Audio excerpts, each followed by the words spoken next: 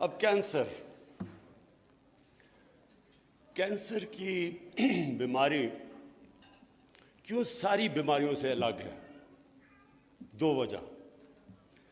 ایک، کینسر کا جب کسی کو پتہ چلتا ہے تو لوگوں کو ایک دم خوف موت کا آتا ہے، کیونکہ زیادہ تر کینسر اور لوگ سمجھتے ہیں کہ کینسر سے بچ ہی نہیں سکتے لوگ، تو ایک تو وہ خوف ہوتا ہے۔ کسی گھر میں بھی جب کینسر ہوتی ہے تو وہ سارے خاندان کو پھر ایک دم موت کا خوف ہوتا ہے۔ اور دوسرا کہ کینسر کا جو علاج ہے وہ سب سے مہنگا علاج ہے۔ تو یہ دو وجہ ہے جس کی وجہ سے پیسے والے لوگ بھی، لیکن سب سے زیادہ وہ لوگ جن کے پاس وسائل نہیں علاج کے، وہ سب سے زیادہ وہ خاندان افیکٹ ہوتے ہیں۔ اور بدقسمتی سے کینسر ایک ایسی بیماری ہے جس کا کوئی جلدی علاج نہیں ہے۔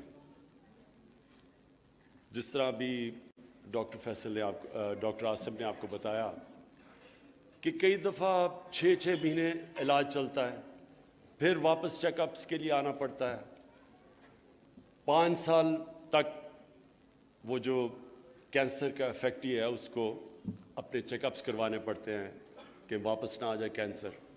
تو یہ ایک چھوٹا علاج نہیں ہے، یہ ایک بڑا لمبا علاج ہے۔ یہ تیسری وجہ ہے۔ تو اس لیے جو کینسر ہاسپٹل ہے اس کی ملک کو بہت ضرورت،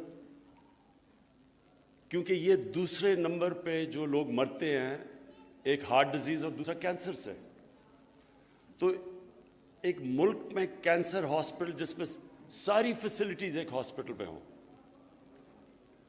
اس کی کہیں بھی کسی بھی دنیا میں ملک میں بہت ایک نعمت سمجھی جاتی ہے۔ تو جب آج سے تقریباً 40 سال پہلے میں نے جب سوچا کینسر ہاسپٹل بنانے کا، تو اس کی وجہ یہ تھی کہ تب کوئی ایک فیسلٹی نہیں تھی کینسر کی، اور تب زیادہ تر جب کسی کو کینسر ہوتی تھی تو لوگ نہیں بچتے تھے اس سے۔ اللہ کا شکر ہے آج زیادہ تر اگر کینسر جلدی پکڑی جائے تو مریض بچ سکتا ہے۔ یہ بہت بڑا چینج آ گیا ہے جب سے یہ ہاسپٹل کا میری والدہ کو جب کینسر ہوئی تو تب سے لے کے اب تک ایک بہت بڑا چینج آ گیا ہے۔ تو یہ ہم سب کے لیے بڑی خوشخبری ہے کہ وہ جو ڈیتھ سینٹنس ہوتی تھی کہ کینسر ہو گیا تو اب گیا، وہ اب نہیں ہے۔ اور بچوں میں تو خاص طور پہ اللہ کا کرم ہے کہ بچے زیادہ رسپونڈ کرتے ہیں کینسر ٹریٹمنٹ کو۔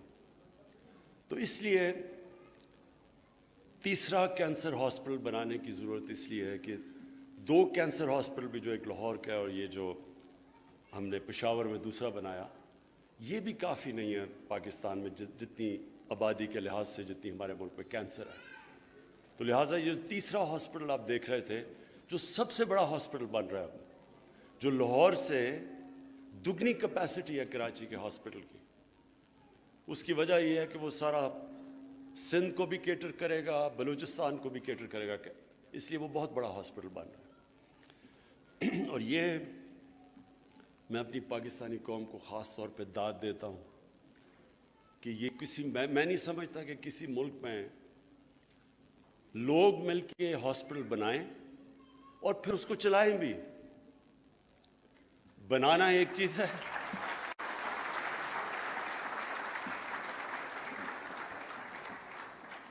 ہم بڑا کئی دفعہ ہم کرٹیکل ہوتے ہیں کہ جی یہ نہیں ہے پاکستان، یہ نہیں ہے، وہ بھی بری ہے، یہ بھی بری چیز ہے۔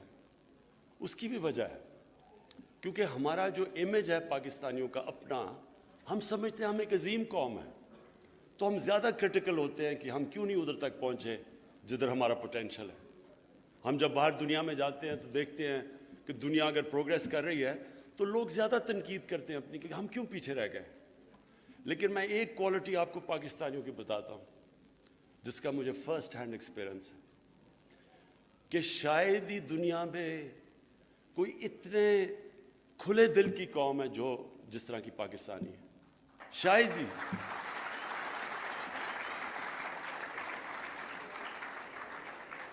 کوئی اس کی مثال نہیں ہے کہ ساری قوم مل کے پہلے ایک ہاسپٹل بنائیں، پھر ساری قوم مل کے اس کو چلائے.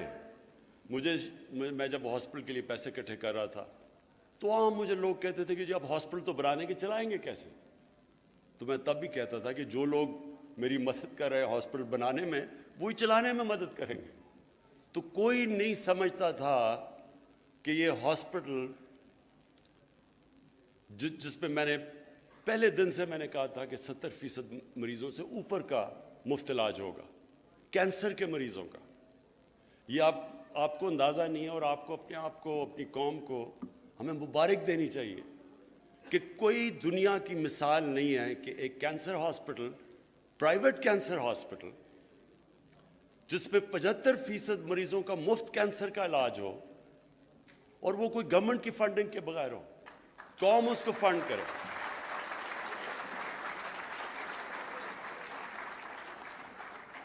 اور اس کی بھی بہت بڑی وجہ، یہ بھی میں نے بڑا سوچا کہ کیا وجہ ہے کہ ہمارے لوگ اتنے کھلے دل کے ہیں. اس کی وجہ ہے کہ اللہ ہمارے پہ یہ لازم کر دیتا ہے کہ ہم نے ہر سال زکوٰۃ دینی ہے. مسلمانوں کے لیے یہ فرض ہے کہ آپ نے اپنی آمدنی سے ایک حصہ نکال کے مستحق لوگوں کے لیے دینا ہے زکوٰۃ میں. یہ بہت بڑی ایک پاور ہے ہمارے پاس. اگر یہ نہ ہوتی پاکستان میں، کیونکہ ہماری تو فلاحی ریاست نہیں ہے، تو یہاں غریبوں کا کوئی پوچھنے والا نہ ہوتا. کیونکہ ہمارے لوگ اتنی زیادہ زکوٰۃ دیتے ہیں، تو جو اسٹیٹ کا کام ہے، اور میرا خیال ہے اسٹیٹ کا کام سب سے بڑا کام یہ ہے کہ اپنے کمزور طبقے کا دھیان رکھنا، فلاحی ریاست بنانا. تو جو اسٹیٹ نہیں کر سکی وہ پاکستان کی قوم کرتی ہے. لوگ پیسے خرچ کرتے ہیں. اور یہ سب سے بڑا یہ معجزہ ہے، کیونکہ مجھے ابھی بھی یاد ہے کہ جب ہمارا ہاسپٹل کھلا، ہم نے ایک باہر سے چیف ایگزیکٹو امریکن کو بلایا ہوا تھا. اس نے پہلی بورڈ میٹنگ میں کہا کہ اگر آپ نے 5% سے زیادہ لوگوں کا مفت علاج کیا کینسر کا، یہ 3 مہینے کے بعد ہاسپٹل بند ہو جائے گا. وہ چیف ایگزیکٹو تو 3 مہینے کے بعد چلا گیا. ہاسپٹل آج آپ دیکھیں، آج آپ نے ایک فگر مس کر دی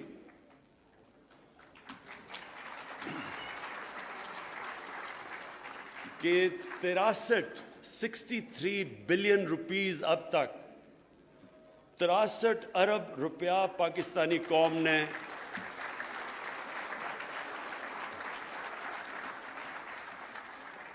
ڈونیشن دی ہے مفت علاج کے لیے شوکت خانم کو.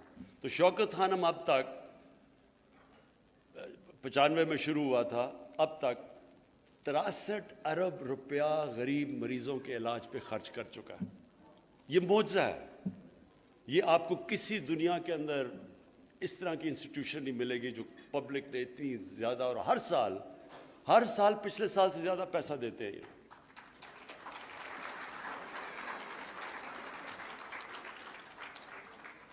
میرا یہ ایمان ہے کہ اللہ کی برکت اس انسٹیٹیوشن پہ تب تک آتی رہے گی جب تک ہم نے جو وعدہ کیا تھا لوگوں سے وہ ہم پورا کریں. اور وہ وعدہ کیا تھا؟ نمبر 1 کہ یہاں 70% سے اوپر مریضوں کا مفت علاج ہوگا.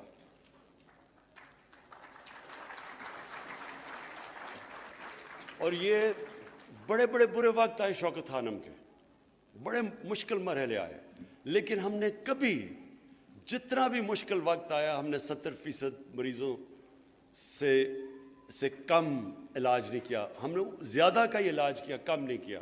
یعنی ہم نے اپنی پرومس پہ رہے کہ سیکنڈ ہمارا یہ مشن سٹیٹمنٹ تھی کہ انسانوں میں فرق نہیں کریں گے ہم.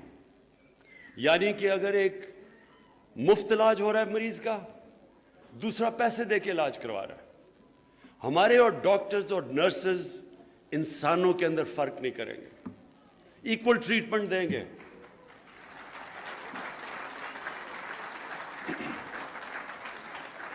اور آپ کو کبھی بھی موقع ملے تو پلیز شوکت خانم کا کینسر ہاسپٹل میں جا کے خود دیکھیں کہ کیا امیر اور غریب کے پیسے دینے والے کا اور جس کا مفت علاج ہو رہا ہے کیا ہاسپٹل اس میں کوئی فرق کرتا ہے؟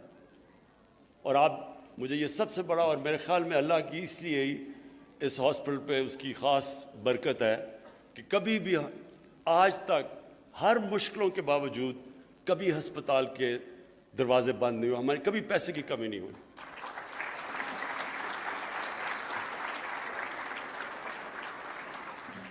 اور تیسری چیز کہ 2 ہاسپٹل پاکستان میں کم ہیں۔ ہمارے ہر روز کینسر کے مریض آتے ہیں اور ہمارے پاس ایک لمیٹڈ جگہ ہوتی ہے، اور ان مریضوں کو کئی ایسے مریض جن کا علاج ہو سکتا ہے، یعنی ان کی کینسر ٹریٹبل ہوتی ہے، لیکن کیونکہ ہاسپٹل میں جگہ نہیں ہوتی ان کو ہمیں واپس بھیجنا پڑتا ہے۔ تو اس لیے یہ کراچی کا ہاسپٹل ہم نے شروع کیا ہوا ہے۔ آپ نے سٹرکچر بھی دیکھ لیا، انشاءاللہ اگلے سال وہ ہاسپٹل کھلے گا، اور وہ اس کی ضرورت اس لیے ہے کہ ہمارے لوگوں کو باہر علاج کروانا نہ جانا پڑے۔ میں اب پیسے والوں کے لوگوں کی بھی بات کر رہا ہوں۔ میں جب اپنی والدہ کو میری کینسر ہو تو میں ان کو باہر لے جانا پڑا مجھے، اور میں تب کرکٹ بھی کھیلتا تھا باہر، میری جگہ بھی تھی، لوگ مجھے جانتے بھی تھے، میں فیمس تھا ایز اے اسپورٹس مین۔ اس کے باوجود جتنی مجھے مشکل کا سامنا کرنا پڑا جب میں نے اپنی والدہ کا باہر علاج کروایا، صرف اس لیے کہ وہاں ایک پورا سپورٹ سسٹم چاہیے ہوتا ہے کینسر کے مریض کو۔ جب کوئی کینسر کی بیماری ہو تو وہ چاہتے ہیں اپنی فیملی ارد گرد ہو، ان کے ساتھ ہو، اور وہ پھر علاج لمبا چلتا ہے، کیمو تھراپی ہوتی ہے، اس کا سیشن لمبا ہوتا ہے۔ تو اس لیے وہ بڑا مجھے یاد ہے کہ وسائل تو تھے، لیکن باہر علاج کروانا میں نے تب سوچا کہ یہ صرف غریبوں کے لیے نہیں ہاسپٹل بنانا، پیسے والے لوگ افورڈ بھی جو کر سکتے ہیں وہ بھی چاہتے ہیں کہ اپنے ملک میں ہو، ان کی فیملی ان کے ارد گرد ہو تاکہ ان کو سپورٹ ملے۔ تو اس لیے کراچی کا ہاسپٹل ہم نے فیصلہ کیا کہ اس میں اتنی کیپیسٹی ہو کہ انشاءاللہ کسی کو باہر نہ جانا پڑے۔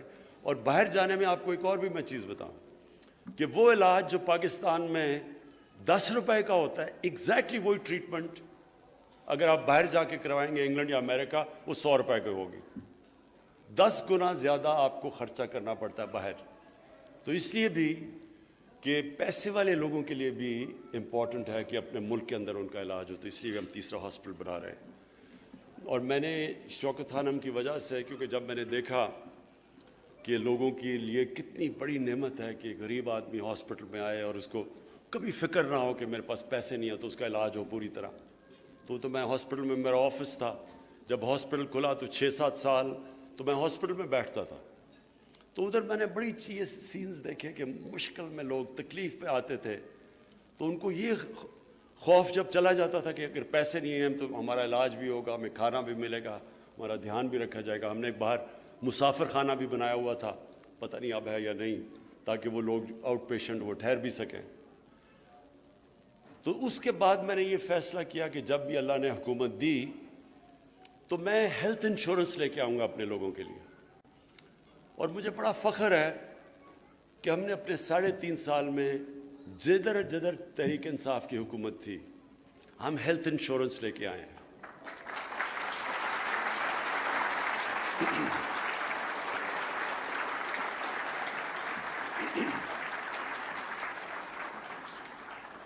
ہر خاندان کے لیے، جو بھی پنجاب میں، پختونخوا میں، بلوچستان میں ہماری کولیشن گورنمنٹ ہے، آزاد کشمیر اور گلگت بلتستان، ہر خاندان کے لیے 10 لاکھ روپیہ ہیلتھ انشورنس ہم نے رکھی ہے کہ 10 لاکھ روپے میں وہ صرف گورنمنٹ ہاسپٹل نہیں، کسی بھی ہاسپٹل میں جا کے اپنا علاج کروا سکتے ہیں۔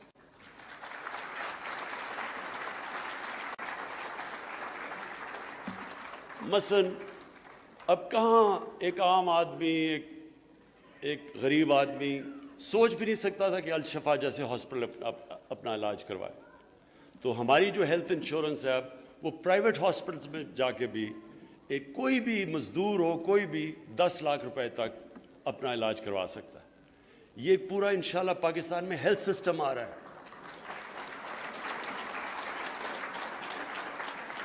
اس سے کیا ہوگا، میں آخر میں اب کنکلوڈ کروں، ہوگا کیا، میری ڈریم یہ ہے کہ پاکستان میں ایک پورا ہاسپٹلس کا نیٹ ورک بنے، لیکن وہ ہمیں بڑا مشکل پڑ رہا تھا. کیوں؟ کیونکہ جو ہمارے گورنمنٹ ہاسپٹلز ہیں اس کے اندر ہمیں بڑا مشکل تھا کہ ڈاکٹرز کو ڈسٹرکٹس میں، دور دراز علاقوں میں جا کے وہ کام کریں. زیادہ تر وہ ڈاکٹرز جاتے نہیں تھے، اور ہمیں بڑا مشکل ہوتا تھا کہ وہ شہروں میں تو ڈاکٹرز کام کر لیتے تھے، لیکن جو بھی مثلا میاں والی جیسا علاقہ یا جو بکھر اور ایسی جو دور دراز علاقے، وہاں ڈاکٹرز جاتے نہیں تھے. تو ہمارے جو گورنمنٹ ہاسپٹلس تھے ان میں ڈاکٹرز ہی نہیں ہوتے تھے، تو بڑا مشکل تھا ڈاکٹرز کو بھیجنا. اب کیا ہوگا؟ کیونکہ ہر خاندان کے پاس ہیلتھ کارڈ ہوگا. اس کا مطلب یہ ہوگا کہ پرائیویٹ ہاسپٹلز اب جایا کریں گے ان علاقوں کے اندر، اور وہاں کیونکہ ہر خاندان کے پاس 10 لاکھ ہیلتھ انشورنس ہوگی، وہ اب میاں والی جیسی جگہ پہ، بکھر جیسی جگہ پہ، لیا جیسی جگہ پہ، راجن پور جیسی جگہ پہ، ساری جگہ پہ لوگ جا کے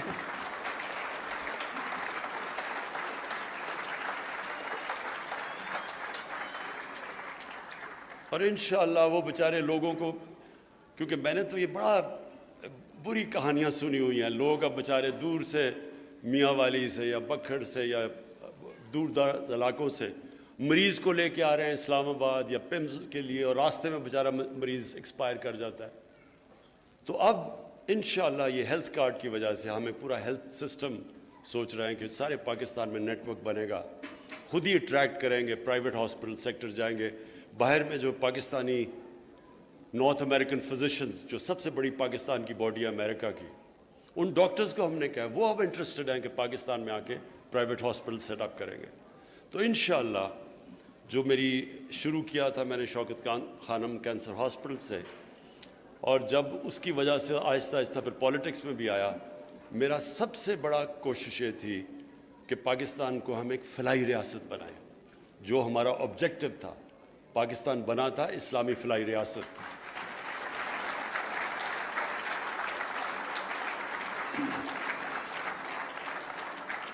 تو شروع کیا ہم نے شوکت خانم سے، پھر آیا ہیلتھ کارڈ کے ساتھ انشاءاللہ اب ہیلتھ سسٹم بنے گا. اور آپ دیکھتے دیکھتے آپ دیکھیں گے کہ جس طرح شوکت خانم کو، دیکھیں میں آپ کو آخر میں ایک بات بتاتا ہوں، مدینہ کی ریاست شروع میں پیسے نہیں تھے وہاں ان کے پاس، لوگ ہجرت کر کے آئے تھے مدینہ میں مکہ سے، غریب تھے مسلمان، لیکن ہمارے نبی صلی اللہ علیہ وسلم نے شروع سے ہی جو پیسہ ایکسٹرا آتا تھا وہ غریبوں میں چلا جاتا تھا، بیواؤں میں، یتیموں میں. اسٹیٹ نے ذمہ داری لی تھی اپنے غریب طبقے کی. تو وہاں یہ نہیں ہوا تھا کہ پہلے پیسہ آیا تھا اور پھر فلاحی ریاست بنی تھی. وہاں یہ ہوا تھا کہ پہلے انسانیت کا نظام آیا تھا، پہلے فلاحی ریاست بنی تھی، اور پھر اللہ کی برکت آئی تھی. یہ اللہ کی برکت تھی کہ ایک دم وہ لوگ جن کی کوئی حیثیت نہیں تھی، کیونکہ ان میں انسانیت تھی، اور انسانیت کے نظام جب ایک لے کے آتے ہیں تو اللہ کی برکت آتی ہے. اور یہ یاد رکھیں کہ اللہ رب العالمین ہے، نبی صلی اللہ علیہ وسلم رحمت العالمین ہے، سب انسانوں کے ہیں وہ. تو جو بھی انسانی معاشرہ ان اصولوں پہ چلے گا جو مدینہ کی ریاست پہ قائم کیے گئے تھے، وہ انسانی معاشرہ اوپر آ جائے گا. تو آج اگر آپ جا کے دیکھیں اسکینڈینیویا میں سب سے بہترین، اگر آپ نے دیکھنی ہے فلاحی ریاست تو اسکینڈینیویا چلے جائیں اور دیکھیں وہاں کیسی خوشحالی ہے. آپ پاکستانی جو رہتے ہیں ناروے میں، سویڈن میں، ڈنمارک میں، کبھی ان سے پوچھے تو صحیح، وہ آپ کو بتائیں گے کہ کیا فلاحی ریاست ہوتی کیا ہے، انسانیت کا نظام کیسا ہوتا ہے. اور دیکھیں کہ وہ کتنے خوشحال معاشرے ہیں، امن ہے وہاں. وہی سوئٹزرلینڈ میں چلے جائیں، کوئی وسائل نہیں ہیں لیکن خوشحال ہیں وہ لوگ، کیونکہ وہ لوگ مسلمان نہیں ہیں لیکن اسلام کے اوپر چل رہے ہیں. اللہ نے جو پرنسپلز دیے ہوئے تھے مدینہ کی ریاست میں اس پہ چل رہے ہیں. تو ہم جو مسلمان معاشرے ہیں ہم ان سے بڑے دور چلے گئے ہیں ان پرنسپل سے. اور جس طرح علامہ اقبال نے کہا کہ جب بھی ایک مسلمان معاشرہ اوپر آتا ہے تو وہ واپس جاتا ہے ان اصولوں کے اوپر جو نبی صلی اللہ علیہ وسلم نے مدینہ کی ریاست میں قائم کیے تھے، اور وہ تھا انسانیت کا نظام، انصاف کا نظام اور خودداری. ایک غیرت مند قوم جو اپنے پیر پہ کھڑی ہوتی ہے اور جو لا الہ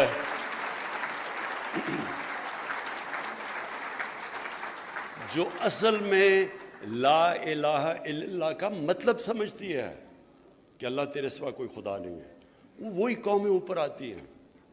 جو قومیں ان اصولوں سے پیچھے چلی جاتی ہیں بدقسمتی سے ان کی زندگی، ان کی قوموں میں